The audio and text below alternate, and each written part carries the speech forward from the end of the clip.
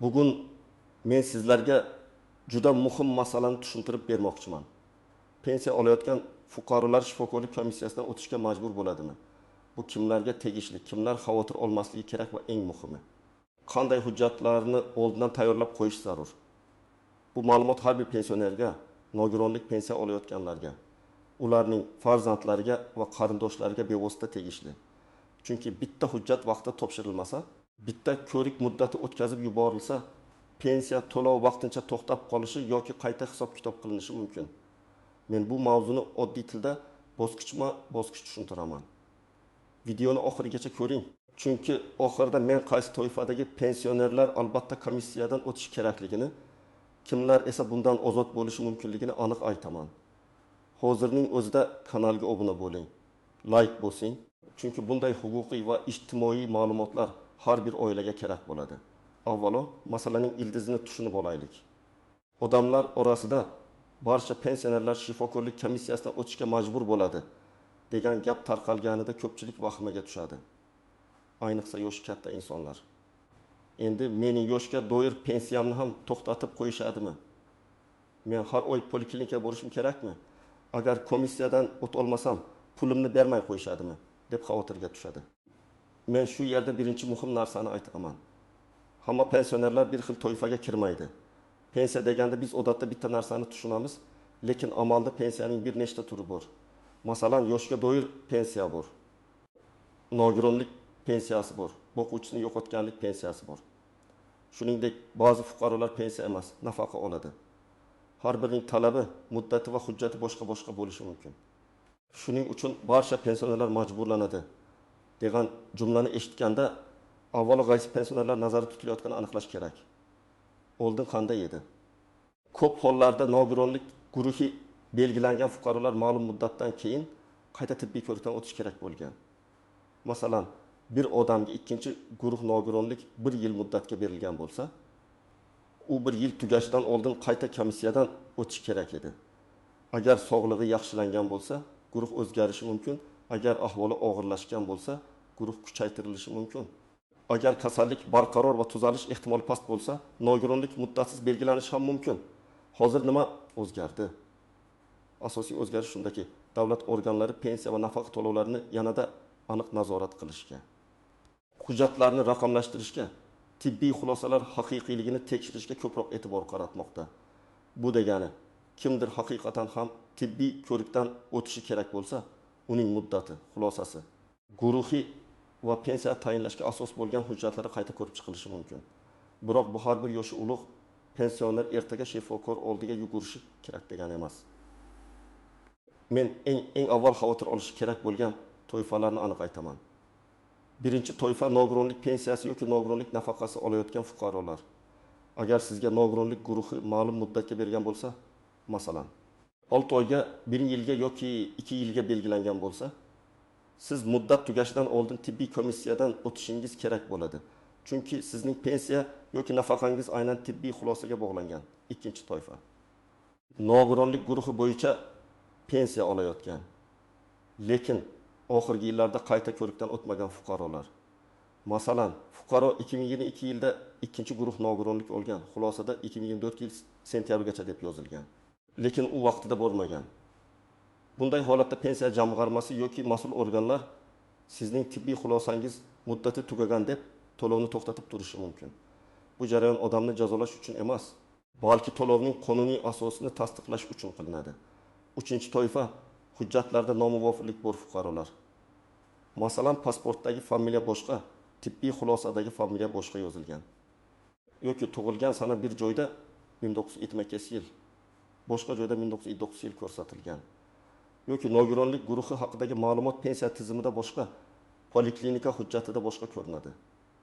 Bunday holatda komissiyaga qayta murojaat qilish, hujjatlarni to'g'rilash va asoslovchi ma'lumotlarni yangilash talab qilinishi mumkin. 4-toifa kasallik holati o'zgargan fuqarolar. Men oddiy misol keltiraman. Bir pensioner yurak operatsiyasidan keyin ikkinchi guruh nogironlik olgan. 1 yil davomida davolangan, dori ichgan, reabilitatsiya qilgan.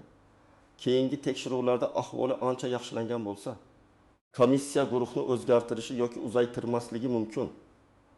Aksincha, boshqa bir fuqaroning qandli diabeti asorat berib, ko'rish qobiliyati pasaygan, buyrak faoliyati yomonlashgan bo'lsa, avvalgi guruh qayta ko'rib chiqilib, unga ko'proq ijtimoiy himoya chorasi belgilanishi mumkin. Endi juda muhim savol. Oddiy yoshga doir pensiya olayotganlar ham shifokorlik komissiyasidan o'tadimi? Agar fuqaro pensiyani faqat yoshi va ish staji asosida olayotgan bo'lsa, uning pensiyasi odatda tibbiy komissiya xulosasiga bog'liq emas. Ya'ni 60 yoshga 65 yoshga yoki belgilangan yosh va mehnat stajiga ko'ra pensiya tayinlangan bo'lsa, bu pensiyani olish uchun har yili shifokorlik komissiyasidan o'tish shart emas. Misol uchun 6-7 yoshli erkak 32 yil ish staji bilan yoshga doir pensiya olmoqda. U yurak bosimi bilan poliklinikada ro'yxatda turishi mumkin. Lekin uning pensiyasi nogironlik xulosasi asosida emas, yosh va staj asosida tayinlangan. Demak, unga pensiyangizni olish uchun komissiyadan o'ting deyish odatda to'g'ri bo'lmaydi. Lekin agar shu odam qo'shimcha tarzda nogironlik bo'yicha imtiyoz, dori-darmon ta'minoti yoki parvarish nafaqasi olayotgan bo'lsa, o'sha qo'shimcha to'lov yoki imtiyoz bo'yicha tibbiy xulosa talab qilinishi mumkin. Yana bir misol.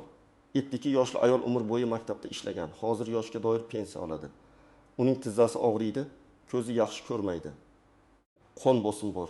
Bu holatlar albatta davolanishni talab qiladi. Lekin pensiya to'lovi uchun majburiy komissiya degani emas. Agar u nogironlik guruhi olishni xohlasa, unda o'zi poliklinikaga murojaat qilib, tekshiruvlardan o'tadi va zarur bo'lsa, tibbiy ijtimoiy ekspertiza komissiyasiga yuboriladi. Shuningdek, nogironlik muddatsiz belgilangan fuqarolar ham alohida toifa hisoblanadi. Agar xulosada nogironlik muddatsiz berilgani ko'rsatilgan bo'lsa, har yili qayta ko'rikdan o'tish talabi bo'lmasligi mumkin. Lekin bu yerda ham ehtiyot bo'lish kerak. Ba'zan hujjatda muddatsiz deb yozilgan bo'lsa-da, elektron bazaga noto'g'ri kiritilgan bo'lishi mumkin.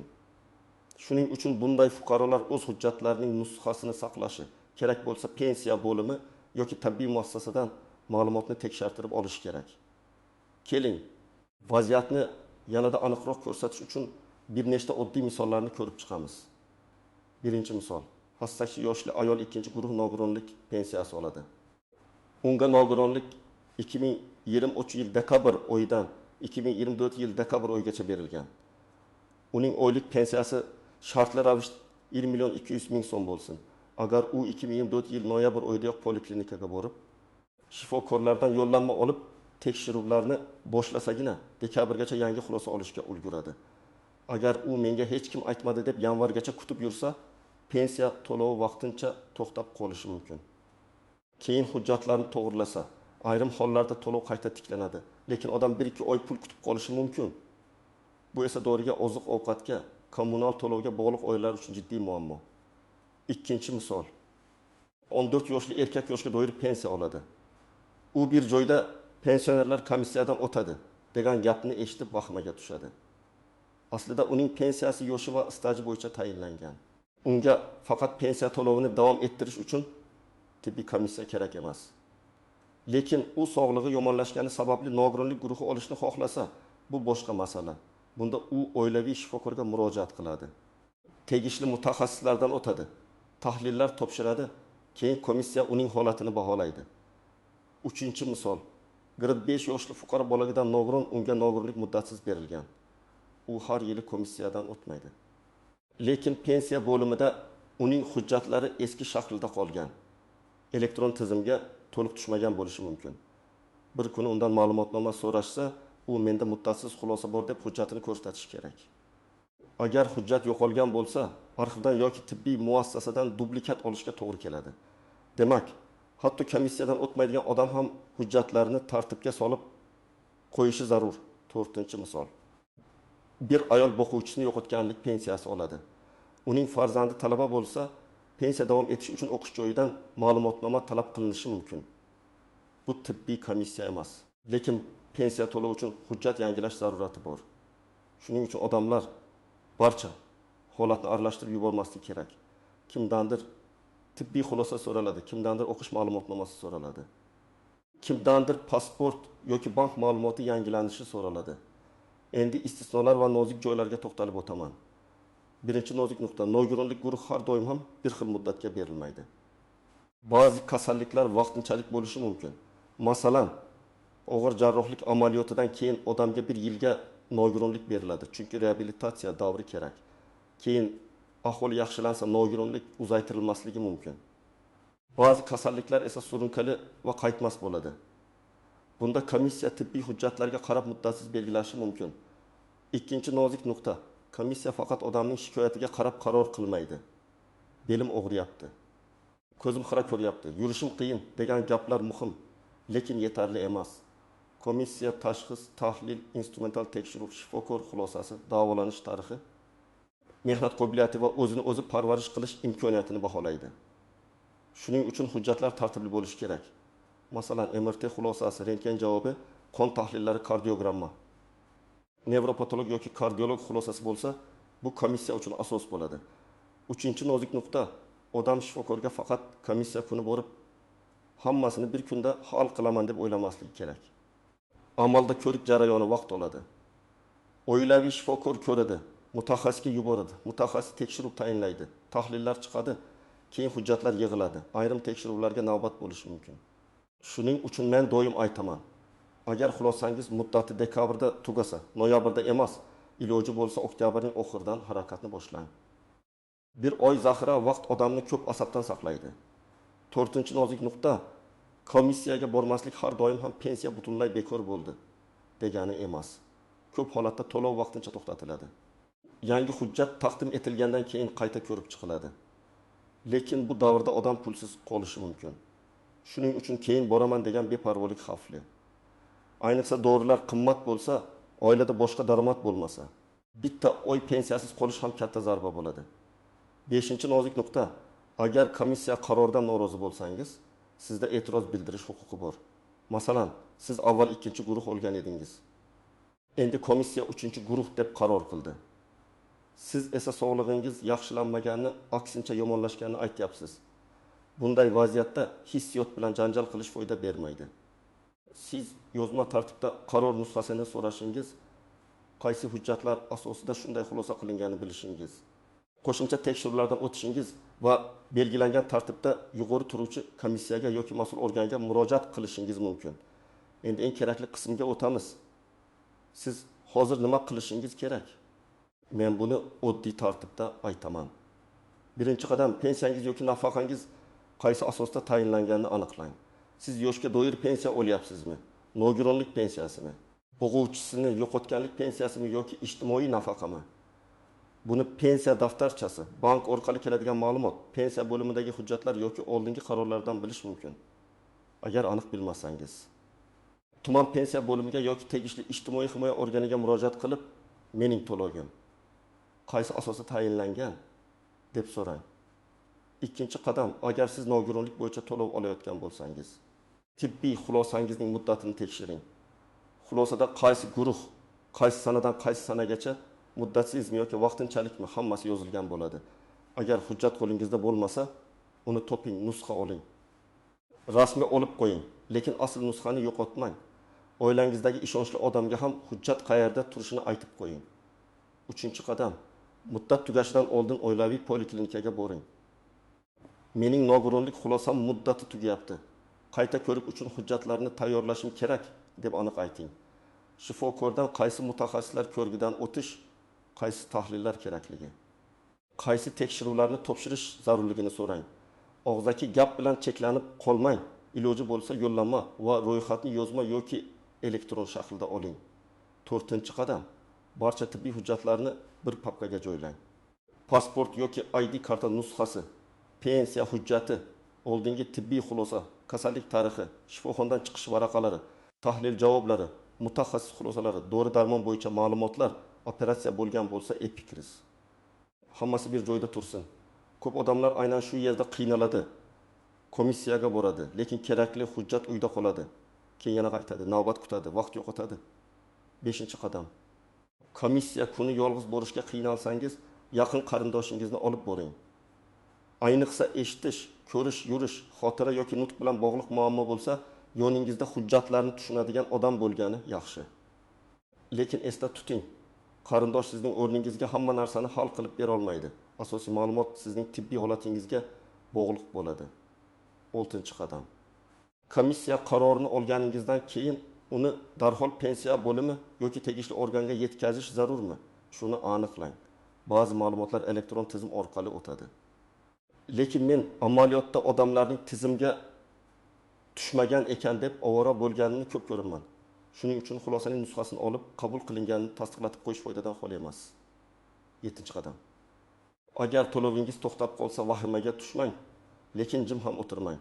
Bank kartangizga pensiya tushmagan bo'lsa, avvalo bankdan emas, to'lovni tayinlagan organdan sababini so'rang. Qaysi hujjat yetishmayapti? Qaysi muddat o'tib ketgan? Qanday ariza yozishim kerak deb aniq savollar bering. Ariza yozsangiz, albatta ro'yxatdan o'tkazilgan raqamini oling yoki elektron murojaat yuborsangiz, tasdiq raqamini saqlang. Men pensionerlar va ularning farzandlariga alohida ogohlantirish bermoqchiman. Birinchi xavf, mish-mishlarga ishonish. Kimdir mahallada hammani komissiyaga chaqiryapti desa, bu hali rasmiy talab degani emas. Har doim o'zingizning pensiya turini, hujjat muddatini va rasmiy xabarni tekshiring. Ikkinchi xavf, vositachilarga pul berish. Men komissiyadan o'tkazib beraman, guruhingizni saqlab beraman, hujjatni tezlashtirib beraman degan odamlardan ehtiyot bo'ling. Tibbiy komissiya qarori tahlil, tashxis va qonuniy mezonlar asosida bo'lishi kerak. Noqonuniy yo'l bilan qilingan ish keyinchalik pensionerning o'ziga zarar keltirishi mumkin. To'lov qaytarilishi talab qilinishi, hujjat bekor qilinishi yoki boshqa muammolar chiqishi ehtimoli bor. 3-xavf, kasallikni yashirish yoki bo'rttirish. Komissiyada hamma narsa tibbiy hujjatlar bilan tekshiriladi. Agar odam og'ir ahvolini yashirsa, unga kerakli yordam belgilanmay qolishi mumkin. Agar aksincha, bor holatni haddan tashqari bo'rttirsa, lekin hujjatlar buni tasdiqlamasa, komissiya ishonmaydi. Eng to'g'ri yo'l real ahvolni aniq aytish, barcha shikoyatlarni sanab berish, davolanish tarixini ko'rsatish. 4-xavf, muddatni o'tkazib yuborish. Men yana qaytaraman, chunki bu eng ko'p uchraydigan muammo. Tibbiy xulosa 31 dekabrgacha amal qilsa, 30 dekabr kuni yugurib borish kech bo'lishi mumkin. Tahlil, mutaxassis, komissiya. Hujjat aylanishi vaqt oladi. Shuning uchun telefoningizga eslatma qo'ying. Farzandingizga ayting. Taqvimga yozing. Muddat tugashidan kamida 1 oy oldin harakat boshlanishi kerak. 5-xavf.